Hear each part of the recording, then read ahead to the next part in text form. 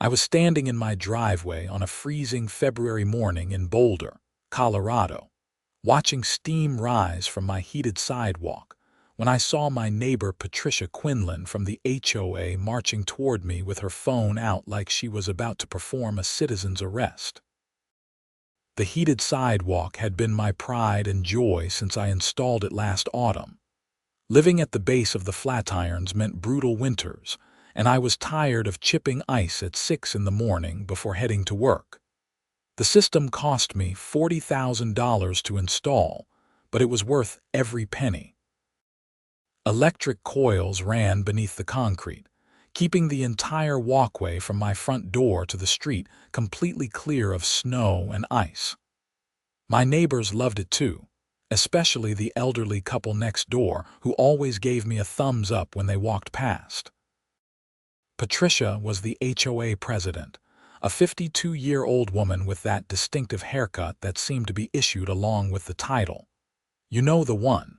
She had been on my case since I moved into this neighborhood 3 years ago. First, it was my lawn being a quarter-inch too tall. Then it was the color of my mailbox being slightly off from the approved palette. Last month, she complained that my outdoor Christmas lights stayed up until January 10th, instead of coming down on New Year's Day like the HOA guidelines suggested. "Preston," she called out, her breath making little clouds in the cold air. "We need to talk about this sidewalk situation." I sighed, already knowing where this was going. "What about it, Patricia? It's using excessive electricity." The HOA board has concerns about the environmental impact and the precedent it sets. What if everyone wanted a heated sidewalk? Then everyone would have a safe, ice-free walkway, I said, trying to keep my voice level. "And for the record, I'm using renewable energy. I had solar panels installed specifically to offset the power consumption." She waved her hand dismissively. "That's not the point. The point is that it wasn't approved by the Architectural Review Committee. You needed prior written approval for any exterior modifications." "I have the approval," I said. "I submitted the plans 8 months ago.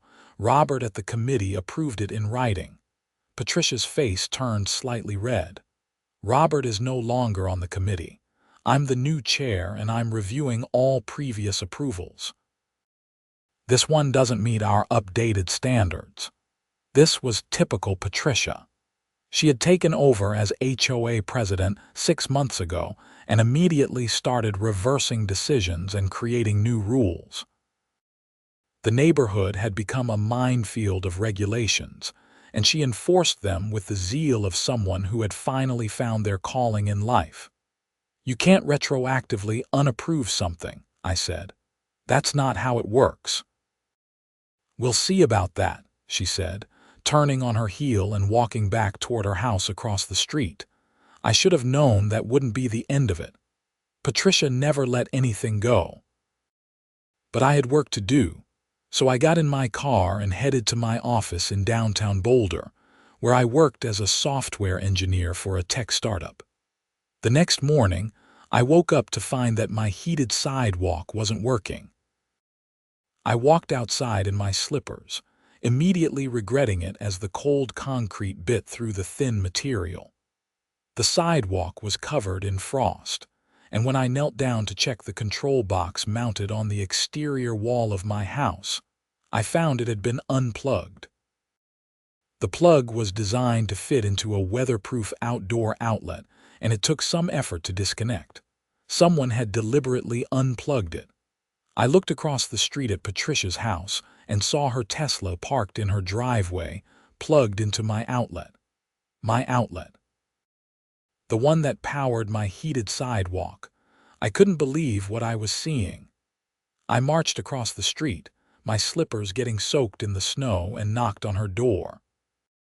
She opened it a moment later, already dressed in her typical HOA president outfit.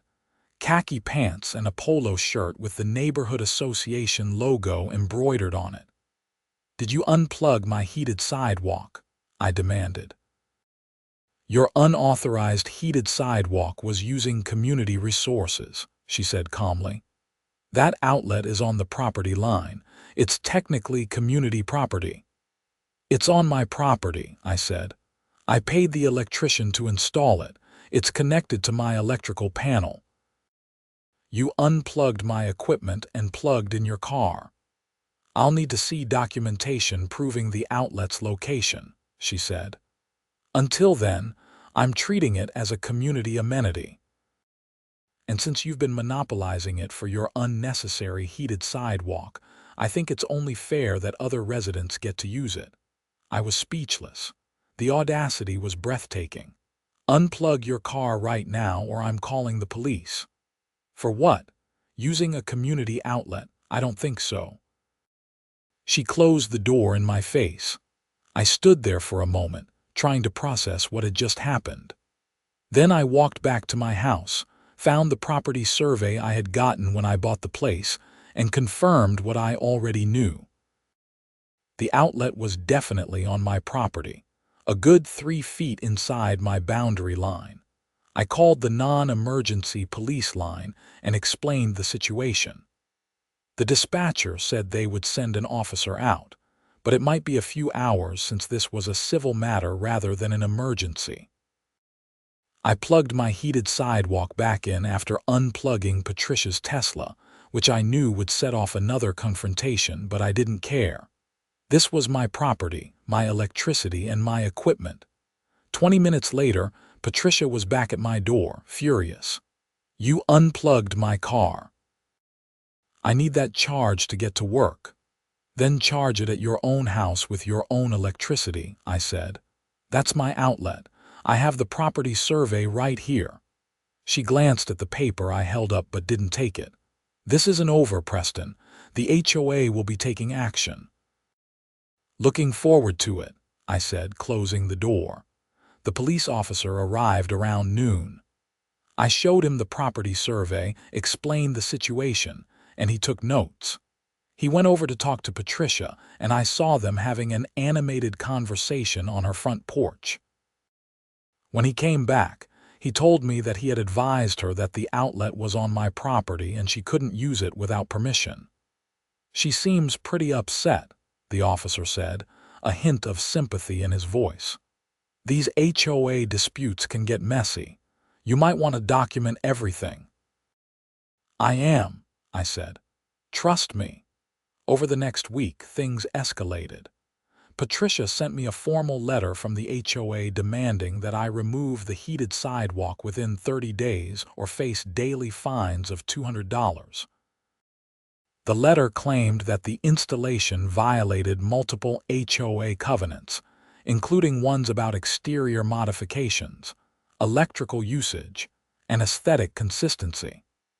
I consulted with a lawyer who specialized in HOA disputes.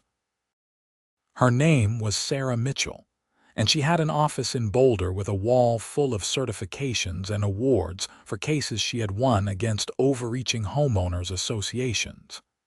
This is pretty clear-cut, Sarah said after reviewing my documents. You got approval, you have it in writing, and they can't just revoke it because they feel like it. The covenants they're citing don't actually apply to your situation. This is harassment. Can we stop the fines? I asked. We can fight them and you'll win, but it'll take time. In the meantime, I'd recommend not paying them. Keep that money in an account to show good faith, but don't give them a penny until this is resolved. I followed her advice and sent a formal response to the HOA, with Sarah's help, explaining why their demands were legally baseless and why I wouldn't be complying. I also included a warning that if they continued to harass me, I would pursue legal action. That should have been enough to make them back down. Most HOAs do when they realize they're wrong and facing a lawsuit. But Patricia wasn't most HOA presidents. 2 weeks later, on a particularly cold March morning, I was getting ready for work when I heard a scream from outside. I rushed to the window and saw Patricia lying on my sidewalk, clutching her ankle. Her face was twisted in pain, and several neighbors were already running over to help. I threw on a jacket and ran outside. The heated sidewalk was off again, and I instantly knew what had happened. She had unplugged it again, the sidewalk had iced over and she had slipped. "Don't move," I said, kneeling beside her. "Someone call 911. One of the neighbors was already on the phone. Patricia looked up at me with eyes full of rage and pain. "This is your fault," she hissed. "Your dangerous sidewalk." "My sidewalk that you unplugged," I said quietly, so only she could hear. The ambulance arrived within 10 minutes and they loaded Patricia onto a stretcher. As they were putting her in the ambulance, she pointed at me and said loudly, "I'm suing you for this." That sidewalk is a hazard. The paramedics looked uncomfortable, and the neighbors who had gathered were whispering to each other. I went over to check the outlet, and sure enough, my heated sidewalk was unplugged, and nothing was plugged in its place this time. She had just unplugged it out of spite. I took photos of everything: the unplugged cord, the icy sidewalk, the outlet, the timestamp on my phone. Then I checked my security camera. I had installed one last week after the first incident, and it was pointed right at the outlet and sidewalk. I pulled up the footage on my phone and watched as Patricia walked over to my house at 6:47 a.m., unplugged the heated sidewalk, and then walked away. At 7:23 a.m., she came back, walking on my sidewalk toward the street, and slipped on the ice that had formed in the 36 minutes since she unplugged it. This was gold. I immediately backed up the footage to 3 different locations, including sending a copy to Sarah. 3 days later, I received a letter from Patricia's attorney. She was suing me for negligence, claiming that my heated sidewalk created a hazardous condition because people expected it to be ice-free, and when it wasn't, they were at greater risk of falling. She was seeking damages for her medical bills, pain and suffering, lost wages, and emotional distress. The total amount was $250,000. I called Sarah immediately. "They're insane," I said. "She unplugged it herself and I have video proof." "Send me everything," Sarah said. "This is actually good for us. It shows a pattern of harassment, and now she's committed what could be considered fraud by filing a frivolous lawsuit. We can countersue." Over the next several weeks, I worked with Sarah to prepare our defense and countersuit. We documented every interaction with Patricia, every HOA violation letter, every fine they had tried to impose. We had the video evidence of her unplugging my heated sidewalk twice, the police report from the first incident, and testimony from neighbors who witnessed the fall. The discovery process was enlightening. Patricia's medical records showed that she had indeed fractured her ankle and required surgery. She had been out of work for 6 weeks and claimed ongoing pain. Her attorney was pushing hard for a settlement, but Sarah advised me to stand firm. "She's banking on you being scared of the legal process and just paying to make it go away," Sarah explained. "That's how people like this operate, but you have the evidence. Let's go to trial." The depositions were intense. Patricia's attorney tried to paint me as a reckless homeowner who installed dangerous equipment without proper consideration for public safety. I remained calm and answered every question truthfully. When it was my turn to ask questions during Patricia's deposition, Sarah was ruthless. "Mrs. Quinlan, can you explain why you unplugged Mr. Preston Quade's heated sidewalk on the morning of March 8th? Patricia's face went pale. "I didn't." "You didn't. We have video evidence showing you walking to Mr. Quade's outlet at 6:47 a.m. and unplugging the heated sidewalk system." "I was checking to see if it was a community outlet. By unplugging his equipment without permission, I had every right as HOA president to investigate potential covenant violations. And did you have the right to use his electricity to charge your car on February 22nd?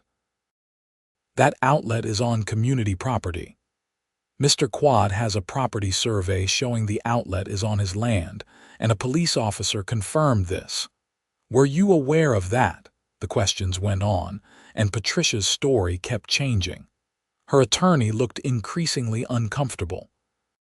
By the end of the deposition, it was clear that Patricia had seriously damaged her own case, but she didn't drop the lawsuit.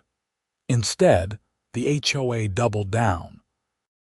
They sent me another letter, this time threatening to place a lien on my property for unpaid fines that had accumulated to over $15,000. They claimed I owed fines for the unauthorized heated sidewalk, for refusing to comply with HOA directives, and for creating a hazardous condition that led to injury. Sarah filed a motion to dismiss Patricia's personal lawsuit and a separate lawsuit against the HOA for harassment, abuse of power, and attempting to collect fraudulent fines. We asked for an injunction preventing them from placing a lien on my property and demanded they pay my attorney's fees. The local news got wind of the story, and suddenly, I was getting calls from reporters. I declined most interviews, but Sarah advised me to do one with a local Denver news station that had a reputation for investigating HOA abuse. The story aired on a Wednesday evening, and by Thursday morning, it had gone viral. The video footage of Patricia unplugging my heated sidewalk and then slipping on the ice was shown on the news. The reporter interviewed several of my neighbors, who confirmed that Patricia had been harassing me for months. They also interviewed Robert, the former architectural committee member who had approved my heated sidewalk, and he confirmed that the approval was legitimate and that Patricia had been systematically reversing his decisions since taking over. The public response was overwhelmingly in my favor. The HOA started getting angry emails and phone calls. Patricia's employer, a real estate company in Boulder, began facing pressure to fire her because of the negative publicity. Within a week, Patricia resigned from the HOA board, citing stress and health concerns. But the lawsuits were still active. We had a trial date set for June and both sides were preparing. I had to take time off work for meetings with Sarah, for additional depositions, and for trial preparation. The stress was affecting my sleep and my job performance. My boss was understanding, but I could tell that the situation was becoming a problem. In May, Patricia's attorney reached out about a settlement. They offered to drop the lawsuit if I agreed not to pursue my countersuit, and we both agreed to pay our own attorney's fees. Sarah advised me to reject it. "You're going to win," she said. "And when you do, they'll have to pay your fees. Don't let her off the hook now." I trusted Sarah's judgment and rejected the settlement. We went to trial in early June. The courtroom was smaller than I expected, and there were only a few people in the gallery.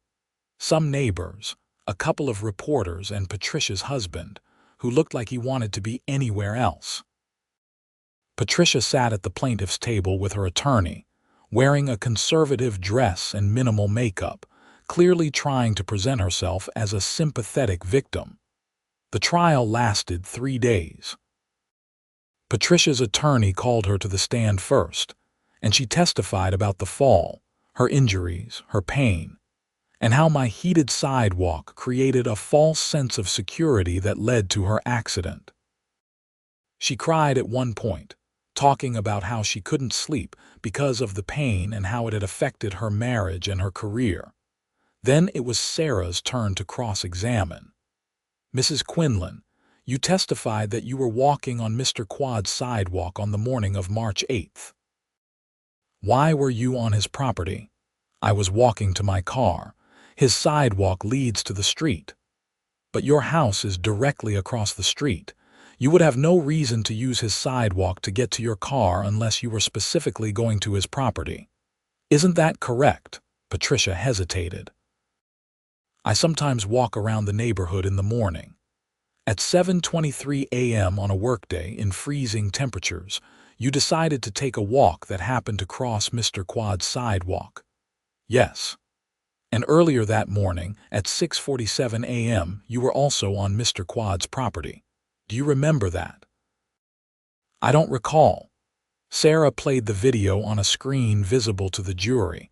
It clearly showed Patricia walking to my outlet, bending down and unplugging the heated sidewalk. The timestamp was visible. Does this refresh your memory, Mrs. Quinlan? Patricia's attorney objected, but the judge overruled it. Patricia looked at the screen, her jaw tight. I was checking the outlet. By unplugging Mr. Quade's equipment, I had concerns about electrical safety. Did you have any training or certification that would qualify you to evaluate electrical safety? No. But as HOA president, did you have the authority to enter residents' property and unplug their electrical equipment without permission or notice? I was acting in the community's best interest. The cross-examination continued, and Patricia's credibility crumbled with each question. Sarah established that Patricia had a pattern of harassment toward me, that she had no legitimate reason to be on my property that morning, and that she had directly caused the hazardous condition that led to her fall. When I took the stand, I simply told the truth. I explained the installation process, the approval I had received, the harassment from Patricia, and the morning of the incident. Sarah walked me through the timeline, and I remained calm and factual throughout. The jury deliberated for less than 4 hours.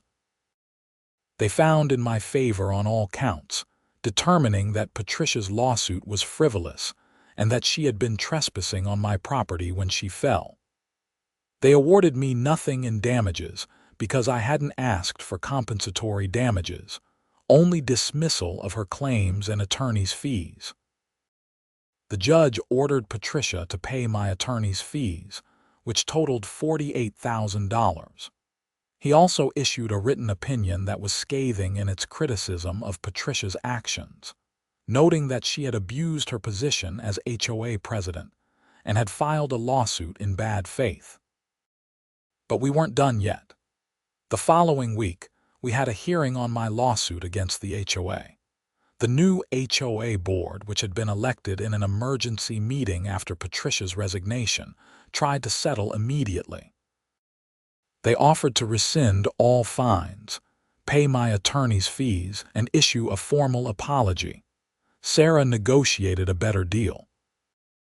The HOA would pay $60,000 to cover my attorney's fees for both cases, rescind all fines, formally acknowledge that my heated sidewalk was properly approved and could remain, and agree to revise their covenant enforcement procedures to prevent future abuse. They also agreed to remove Patricia permanently from any HOA leadership position and to ban her from serving on any committee for at least 5 years. I accepted the settlement. The HOA board members who came to the signing looked embarrassed and apologetic. The new president, a retired teacher named Margaret, shook my hand and said, "We're sorry for what you went through. Patricia never should have been allowed to do what she did. We're going to make sure this doesn't happen to anyone else." I believed her. The new board seemed genuinely interested in running the HOA fairly and reasonably, not as a personal fiefdom, but there was still one more piece to the story. In August, I received a call from a detective with the Boulder Police Department. He asked if I would be willing to come to the station to discuss Patricia Quinlan. I drove to the station, nervous about what this might be about. The detective, a middle-aged man named Garcia, led me to a small interview room and explained that they were investigating Patricia for insurance fraud. After your case, her insurance company started looking into her claim more closely, Detective Garcia explained. They found inconsistencies in her statements about the fall and her injuries. They also discovered that she had filed similar claims in the past. This might be a pattern. I provided the detective with copies of all my evidence, including the video footage and the trial transcripts. He thanked me and said they would be in touch if they needed anything else. 3 months later, in November, Patricia was arrested and charged with insurance fraud and filing a false police report. It turned out that she had exaggerated her injuries significantly and had been caught on video doing activities that someone with her claimed level of disability shouldn't have been able to do. She had also filed 3 previous injury claims over the past 10 years, all following similar patterns. The case against her was strong, and in January of the following year, she pleaded guilty to insurance fraud. She was sentenced to 2 years probation, ordered to pay restitution to the insurance company, and required to perform 200 hours of community service. She also lost her real estate license, effectively ending her career. I didn't take pleasure in her downfall, but I felt a sense of justice. She had tried to use her position and the legal system to bully me, and it had backfired spectacularly. My heated sidewalk continued to work perfectly through the following winter. My neighbors appreciated it, especially on those mornings when ice covered every other sidewalk in the neighborhood, but mine remained clear and safe. The elderly couple next door started a tradition of bringing me cookies every Christmas to thank me for keeping the walkway safe for their morning walks. The new HOA board was reasonable and responsive. They actually started improving the neighborhood instead of just enforcing petty rules. They organized community events, negotiated better rates for shared services, and created a transparent process for architectural approvals. Several other homeowners applied to install heated sidewalks or driveways, and the board approved them without issue as long as they met basic safety standards. I ran into Patricia once, about a year after everything had settled. It was at a grocery store in Boulder. She was in the produce section, and we made eye contact across the display of apples. For a moment, I thought she might say something, but she just looked away and hurried toward another aisle. She looked older, tired, and defeated. I felt a brief flash of sympathy, but then I remembered everything she had put me through and continued with my shopping. The legal fees that the HOA and Patricia paid covered most of my attorney's costs, but not all of them. Sarah had gone above and beyond in representing me, spending more hours than she billed for because she believed in the case. I was happy to pay the difference. It was worth it to stand up against bullying and abuse of power. My security camera remained in place, still pointed at my sidewalk and outlet. I never had another incident, but I kept the footage archived, just in case. Trust, but verify, as they say. The experience taught me several valuable lessons. First, document everything when dealing with difficult people, especially those in positions of power. Second, don't be afraid to stand up for yourself, even when it seems easier to just give in. Third, the legal system, while slow and expensive, does work when you have the facts on your side.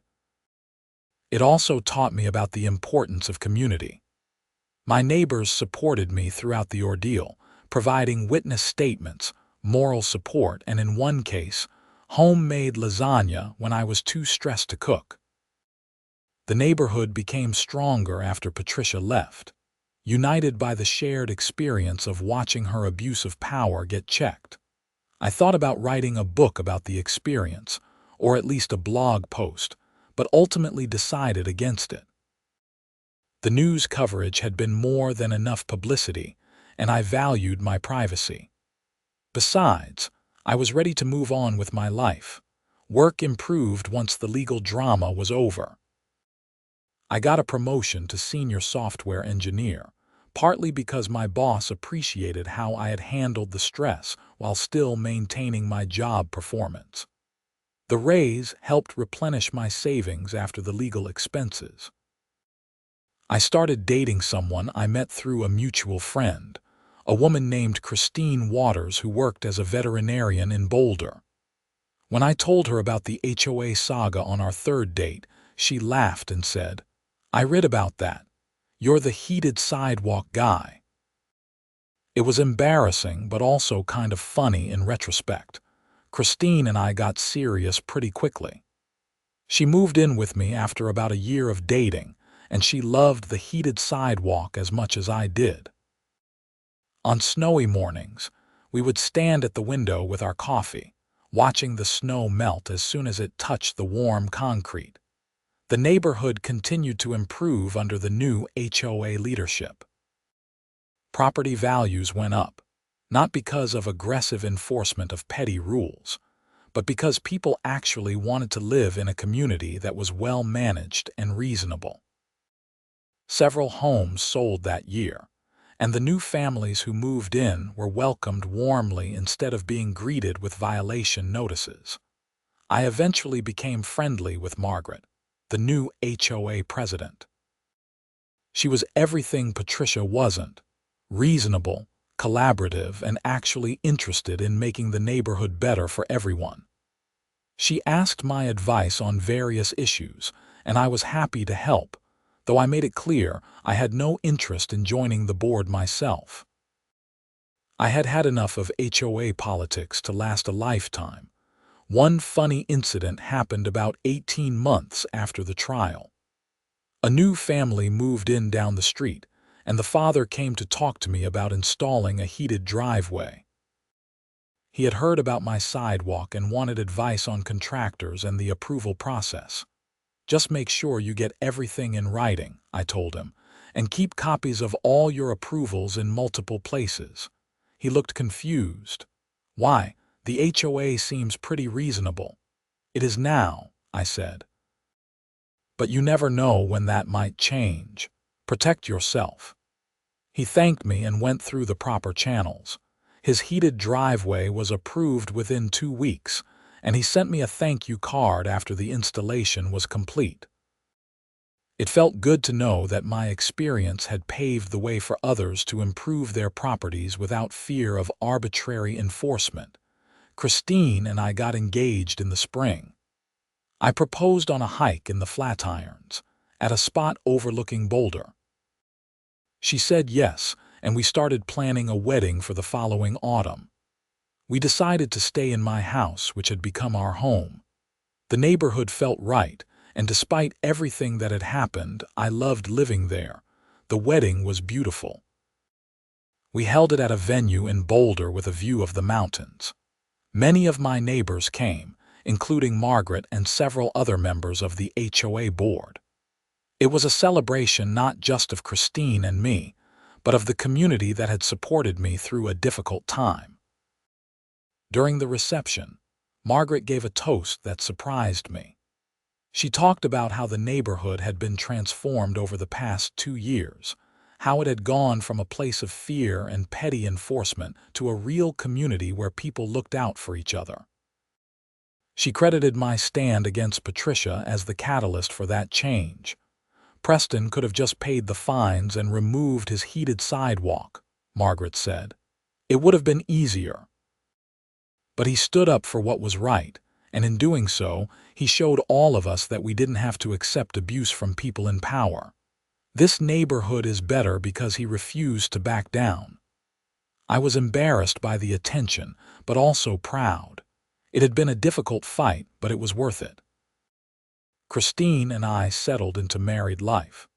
She brought her 2 cats into the house, and they immediately claimed the warmest spots on the heated sidewalk as their favorite lounging places on sunny winter days. It became a neighborhood attraction, seeing the cats stretched out on the warm concrete while snow fell around them. I kept my promise to myself to stay involved in the community without joining the HOA board. I volunteered for neighborhood cleanup days, helped organize the annual block party, and served as a resource for other homeowners dealing with architectural review applications. I wanted to make sure that the positive changes in the neighborhood culture became permanent. Patricia's name came up occasionally, usually when someone new moved in and asked about the heated sidewalk. The story had become neighborhood legend, but I tried to keep my retellings factual and not vindictive. She had made bad choices and paid the consequences. There was no need to pile on. I heard through the grapevine that Patricia and her husband had divorced, and she had moved to Colorado Springs. Her ex-husband still lived in the neighborhood, and he was actually a nice guy. He apologized to me once for everything that had happened, and I told him it wasn't his fault. He seemed relieved. The security camera footage of Patricia unplugging the heated sidewalk and then falling became something of an internet sensation for a while, used in discussions about karma and the dangers of HOA overreach. I never monetized it or encouraged its spread, but I also couldn't stop it once it was out there. It had a second life on social media, being shared and remixed into memes. Christine found it funny, though I was mostly just tired of talking about it. As the years passed, the incident faded into the background of my life. It was still there, part of my history, but no longer defining. I was Preston Quade, senior software engineer, husband, homeowner, neighbor, and occasional community volunteer. The heated sidewalk was just part of my house, not a symbol of defiance. But I never forgot the lessons. Document everything. Stand up for yourself. Don't let bullies win just because they have a title. These principles served me well in other areas of life, from negotiations at work to dealing with difficult family members. The neighborhood continued to thrive.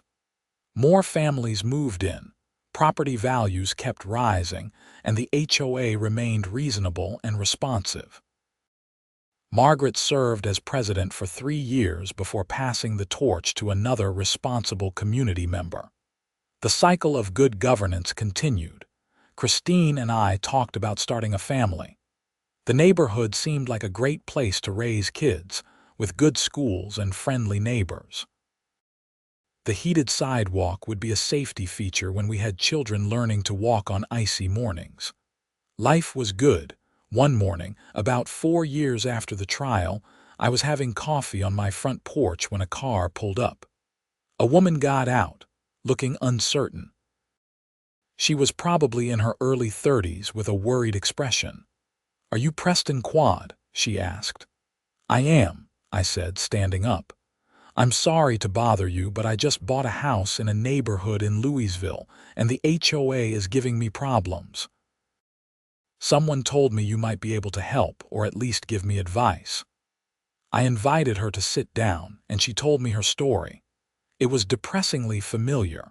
An HOA president on a power trip, arbitrary enforcement of rules, threats of fines and liens. She was overwhelmed and didn't know what to do. I gave her Sarah Mitchell's contact information and spent an hour telling her about my experience, what worked, what didn't, and how to protect herself. She took notes on her phone and thanked me profusely when she left. "I hope I don't have to go through what you did," she said. "Me too," I said. "But if you do, don't back down. You have rights, and they can't just bully you into submission." She left looking more confident than when she arrived. I felt good about being able to help, about turning my negative experience into something useful for someone else. That afternoon, I got a text from Sarah Mitchell. We had stayed in touch over the years, and she occasionally referred HOA dispute clients to me for moral support and practical advice. The text said, "Just got a call from a woman you talked to this morning. Thanks for the referral. This case sounds like a winner. You ever think about becoming a consultant for HOA disputes? You have good instincts." I laughed and texted back. "Once was enough for me. Happy to help informally, but I like my day job." She replied with a laughing emoji and, "Fair enough. Offer stands if you ever change your mind." I put my phone away and looked out at my heated sidewalk, clear and dry despite the snow that had fallen overnight. It was still the best $40,000 I had ever spent. Not just because it kept my walkway safe, but because it had forced me to stand up for myself, to learn about my rights, and to help transform a neighborhood from a place of petty tyranny to a genuine community. The sun was setting behind the flatirons, painting the sky in shades of orange and purple. Christine came out and sat beside me, handing me a fresh cup of coffee. "What are you thinking about?" she asked. "Just how far we have come," I said. "How much better things are now." She leaned against my shoulder. "Because you didn't let Patricia win. Because I had good lawyers, good neighbors, and evidence on my side," I corrected. "And because I was too stubborn to give up." "I love your stubborn side," she said. We sat in comfortable silence, watching the last light fade from the sky. The heated sidewalk hummed quietly beneath us, doing its job without drama or fanfare, exactly as it should. Life had returned to normal, or as normal as it gets. There would be other challenges, other conflicts, other moments when I would have to decide whether to fight or fold. But I knew now that I could fight when necessary, that the system could work, and that standing up for what was right was worth the cost.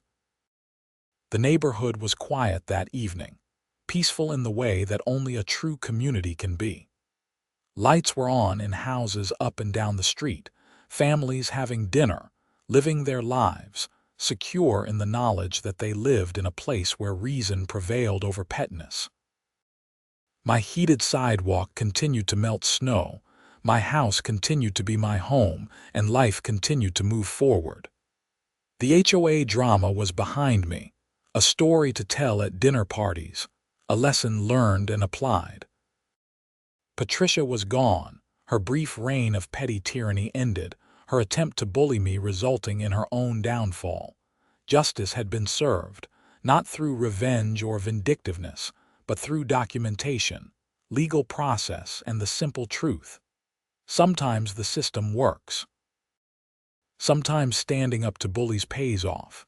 Sometimes doing the right thing, even when it is hard and expensive and stressful, leads to a better outcome for everyone. I finished my coffee and stood up, offering Christine my hand. "Come on," I said. "Let's go inside, it's getting cold."